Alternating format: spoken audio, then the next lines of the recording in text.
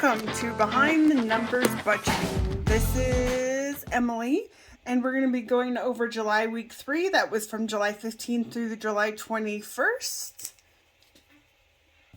And this is the overview. I'm going to zoom in. All right. Income ended up being a little bit more, $836.38. Sinking fund income was $0. I actually didn't spend any sinking fund money this week, really trying to save money. Emergency fund income was not needed. Rental income ended up being less than expected, $864.80. I had some rental expenses that I didn't know about until I received payment. So unfortunately, that was about $200, $300 less than I expected. Savings challenge income, because of that, I did bring in $30 of savings challenge income that was just sitting in my bank account, and I'm going to reclassify that later on in the budget. So that left me with $1,731.18 for income to budget this month. Netflix came in at a penny more at $23.26. That left $1,707.92. Eating out was less than expected at $43.63, and that left $1,664.29 to budget for sinking funds and savings. I had no sinking funds money spent this week. For emergency, I was trying to put all the money back to the emergency fund that I used for the past 2 weeks. That didn't happen. Fortunately, I did receive some interest that made up for some of the difference. So that was $179 that I put to the emergency fund. Sinking fund, I had originally stuffed $1,425, but I did hold back some of that cash that I stuffed and put it back into my checking account. So ended up being $1,380. Penny challenge was 29 cents. Rollover was 105.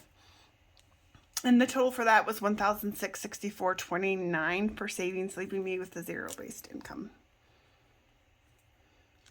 For week 4, this is going to be the week I am on vacation.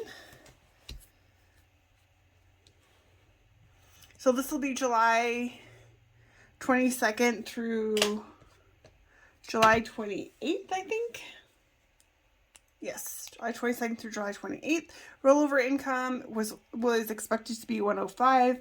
Income is expected to be 690. I did not get as many hours at work as I was hoping for.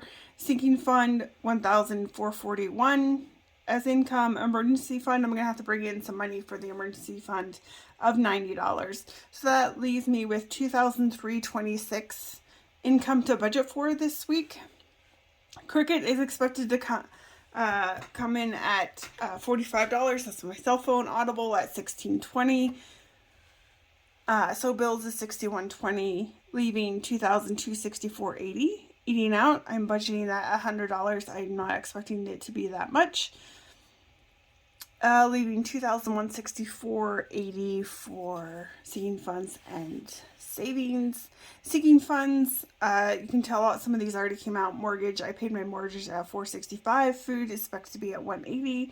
That may or may not be that high. Entertainment $7, HOA $281, spending $8, and travel, I'm going to set that at $100.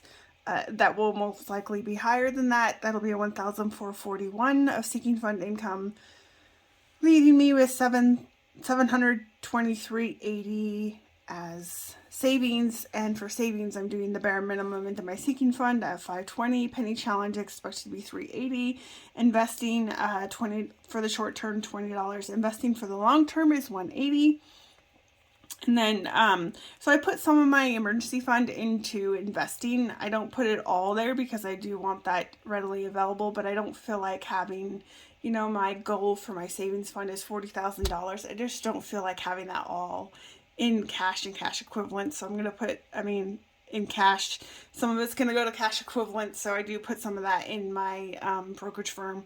And that's that $20. And investing long term, this goes into my after-tax brokerage firm, and I do classify this as 180 as retirement funds, even though it's not retirement funds. It's freely available for me whenever I want it inside my brokerage firm, and that's just to top off some of my savings goals So that'll be $180.